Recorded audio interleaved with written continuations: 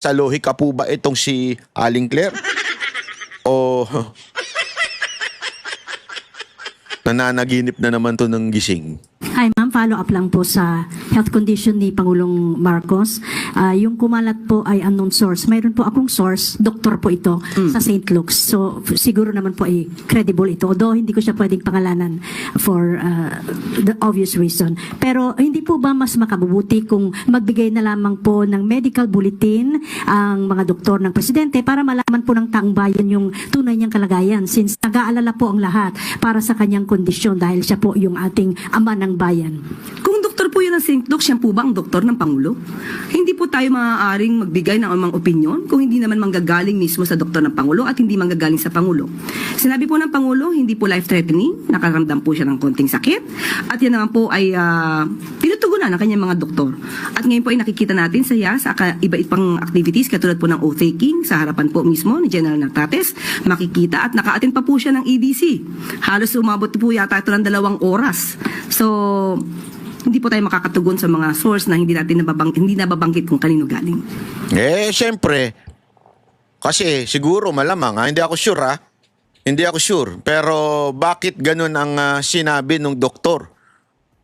Para bagang nagdulot ng pagdududa doon sa nagtatanong na reporter. Bakit tila merong pagdududa doon sa reporter? Ano ba talagang kalagayan? Kasi may nakausap siyang doktor doon sa mismong ospital na kung saan nagpagamot si BBM. So, ibig sabihin, may alam, ayaw lang sabihin kasi alam mo naman, pwede siyang idemanda dyan yung doktor pagka nagsalita siya kung anong sakit ni Marcos, bawal yun. Any particular person, bawal yun. Merong privacy pagdating sa sakit ng isang tao. So, hindi niya pwedeng pabanggit yung pangalan niya. At hindi rin pwedeng banggitin kung ano yung sakit na yun. Pero gayon pa man, ito'y nagdudulot ng duda. Bakit may ibang tila sinasabi yung ibang doktor dyan sa loob daw nung pinagpatinginan ni BBM, iba ang sinasabi sa nire-report sa taong bayan. Kaya nga ang hinihiling ng reporter, hindi naman po siya nagkakalat ng fake news . Sabi lang ng reporter, hindi po ba mas maganda kung magkaroon tayo ng medical report or medical certificate coming from the doctor ni BBM? Yun lang naman ang hinihingi ngayon. That's a valid reason, di ba? That's a valid argument na pwede ba, ma'am, hingi ka na lang kami ng medical certificate kung ano man yung sakit. Yun nga, may mga sakit sa kumpanya, di ba? Bago ka bigyan ng kaukulang permiso o hindi mabawas sa iyo yung sahod mo o di kaya naman payagan kang hindi pumasok sa paaralan, ay hihingi ng medical certificate. No, kahit ba sabihin mo, ito kasi ang dahilan nito ni Aling Claire. Yung logic na talagang hindi logic ng pang-abogado. Sabi niya, yung malala lang naman daw ang bibigyan ng medical certificate. Ay, talaga nga naman, kawawa. Gago! Alam mo, sa mga kumpanya, Aling Claire, kahit lagnat lang, once hindi ka nakapasok, hinihingan ka ng medical certificate. Di ba? Hinihingan ka ng medical report. Hindi ka lang nakapasok. Dito pa kaya na hindi na nakakapunta minsan si BBM sa ilang mga engagement ng Malacanang, hindi niya na napupuntahan. At the same time, ang kausap natin dito, presidente. Ito yung pumipihit ng direksyon ng ating bayan. Kaya, importante. At hindi yan maliit na bagay, na maliit lang naman yung sakit ni BBM, kaya hindi na mag-i-issue ng medical certificate. That's a stupid reasoning. That is a stupid logic. Ika nga. Bakit? Presidente yan .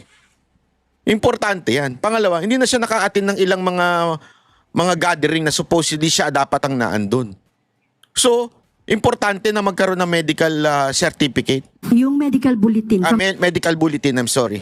the doctors themselves po, hindi ba pwede ba mas makabubuti kung sila na mismo ang magbigay ng medical bulletin? Sa ating pagkakaalam po, pagka naglabas ng medical bulletin, dapat si serious illness. Kung sinabi ng Pangulo na hindi to life-threatening, so ba't kailanganin po sa... Dahil nasabit, hindi marunong talaga. Mahinang nila lang ito si Claire Castro. Hindi naman yun ang punto doon . Ang sinasabi dito, transparency at karapatan yan ng mga Pilipino na hingin sa Pangulo. Kung ayaw niyang maging ganyan, kung ayaw niyang maging public, mag-resign na lang siya. Kasi ang pagiging Pangulo, yan ang pinaka-public na posisyon. Ika nga. Kung meron mang matatawag na pinaka-public, dapat ay transparent, walang iba kung hindi ang Pangulo. Bakit ayaw nyo na lang magbigay ng medical bulletin? Napakasimple lang naman yun. Kung walang itinatago, magbigay kayo ng medical bulletin. May tinatago kayo eh. Bakit ayaw nyo magbigay? Simple-simple lang, di ba? Magbigay. Ngayon ang medical treatment, medical bulletin. Samantalang kami naman po ay nagpo-provide sa inyo kung anong ang kalagayan ng kalusugan ng Pangulo. Mas reliable po kasi pag doktor ang nagsalita, ma'am. Mas reliable po siguro mismo ang Pangulo nagsasabi kung ano pong kanya nararamdaman. Patay tayo dyan. Alam mo, madam, parang hindi ka tao. Sorry ah. Wala bang nangyari sa wala kang experience na isang kaibigan mo maayos ang kalalagayan kinabukasan patay na?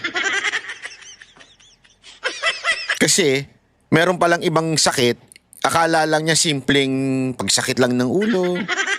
Yeah? O akala niya simpleng lang ng kung ano-ano. Yeah? May ganun eh.